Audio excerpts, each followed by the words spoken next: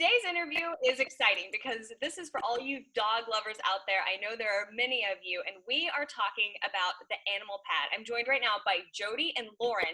Guys, I want to know about animal pad, known as TAP, and the work that you've been doing since the pandemic started, and kind of how that's continued to grow and help other people.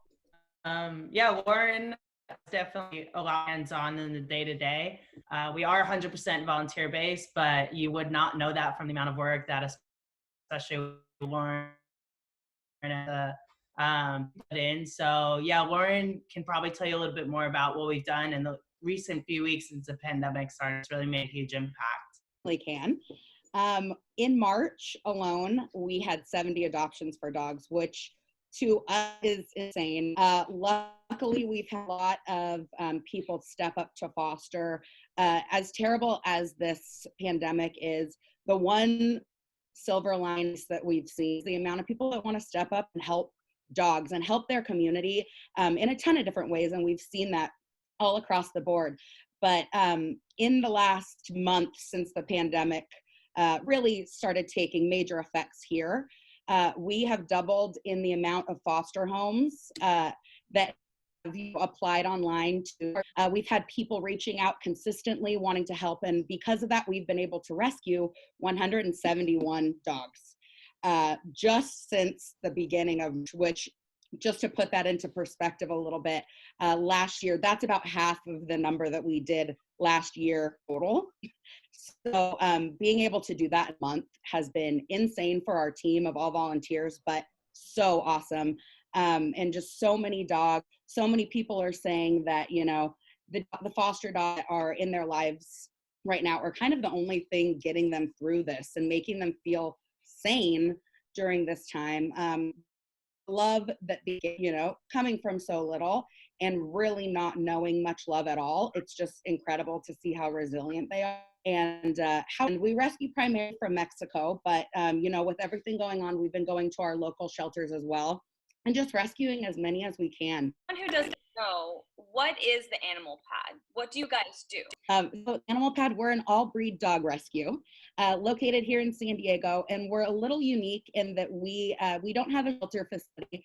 We have a facility that we partner, we rent space out so that our dogs, you know, we can make sure coming from Mexico go through a proper quarantine.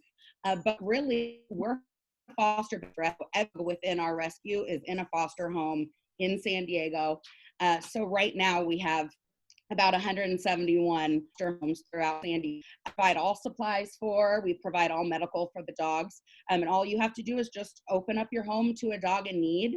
It's really the most special thing, and I know so much of our team agrees that, you know, the dogs that we meet through this rescue work are incredible. And, you know, we've talked about the rescue work isn't stopping. The need is not stopping because so much of the world feels with the chaos that's going on. And this could be a really sad time for dogs, but instead we've been able to turn it into something that is really great, the amount of support that's come from the community. So we were kind of unsure, how is this gonna go? You know, are we going to be able to operate business as usual? We've upped our numbers and kind of upped our game in a unique way. But, you know, we're having to do things completely different as everyone is. Everyone's running business in a complete different way. And, you know, we're a nonprofit. So being all volunteers, there are certain times for a lot of people. So just having this organization and being a part of this community has kind of made everyone feel a purpose during this time. If you're going, it's a real part of, and just getting to help the dogs like Nori here. And so this is Nori. She's my current foster dog. Been with me 20th of December. She is a distemper survivor. So you can see she has like a little twitch to her, and that's something to stick with her foot and hold her back. She's awesome. When we first got her, she could barely stand up. She has made huge strides.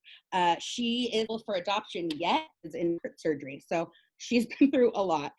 She's getting heart surgery on the 14th of this month, and then will be available for adoption shortly. I'm sure she's going to recover great because she's a little champ. So but just seeing dogs like her get an opportunity that they wouldn't have been able to have, because of everybody coming together at this time. Oh, she's so perfect. I love her so much. And now, Jodie, I want to talk to you a little bit. Explain how it has expanded and how you're working with people who may have needs for their dogs during the pandemic and people who may have been furloughed or laid off. You're helping them get their wish list. So we have an Amazon wish list that we have been kind of working on a lot, with our group. It mainly helps to provide materials for the fosters, and we put things for the fosters. So being 100% nonprofit, we have that wish list so people can donate food, beds, leashes, collars, things like that.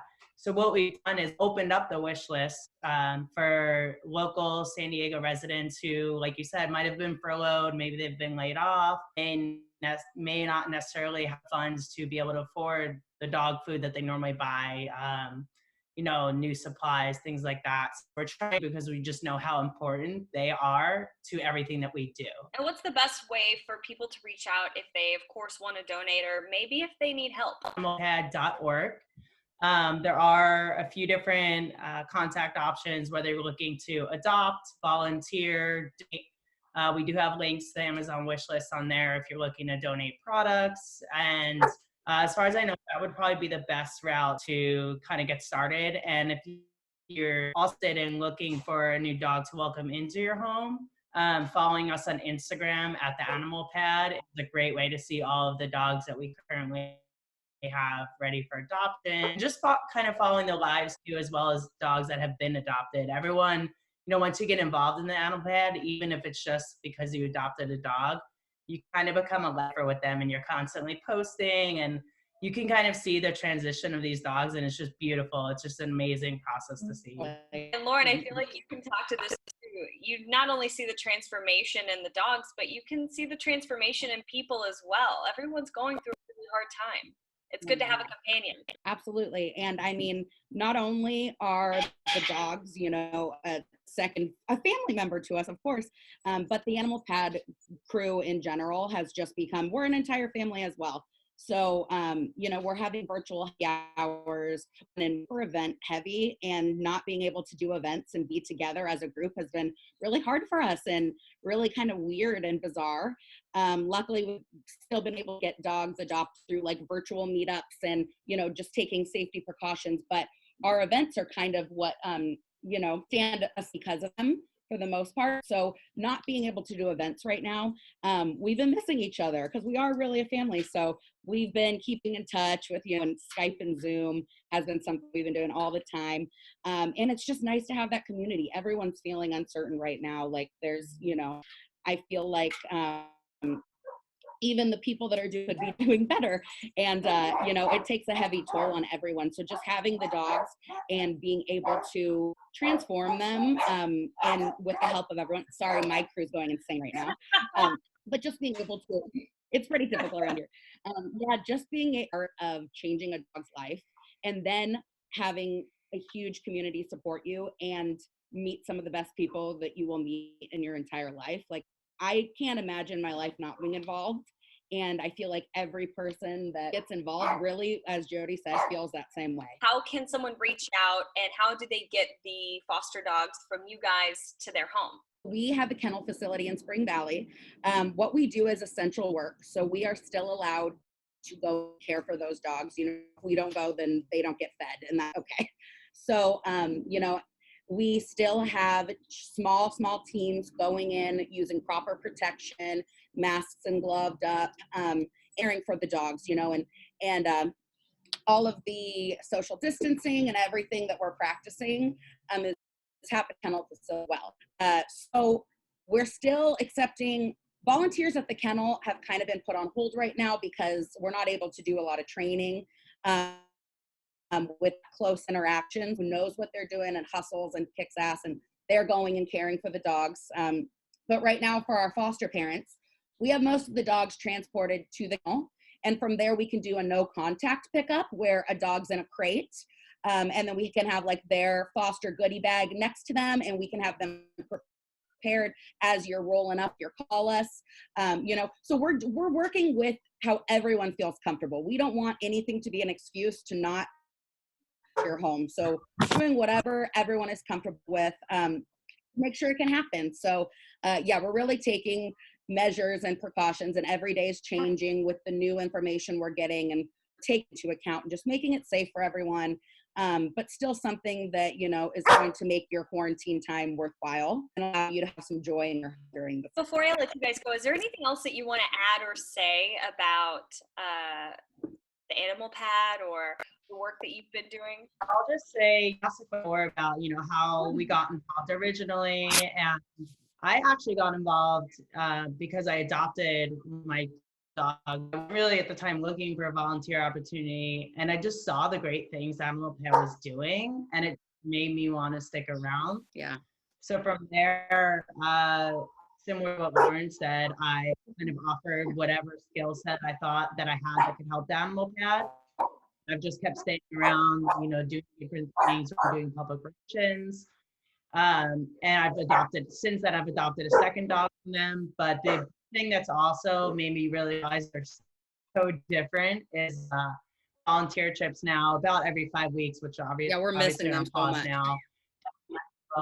Yeah, we go down to Mexico and we get to see a lot of these dogs in the shelter down there, and take them out for the day, walk them, feed them, just give them love and affection, and that has completely. I mean, if I wasn't sober, that's just so heartwarming, and it's an emotional day. But at the end, you just see how great of things we're doing are, and I just love it. Honestly, it's same as what Jodie said.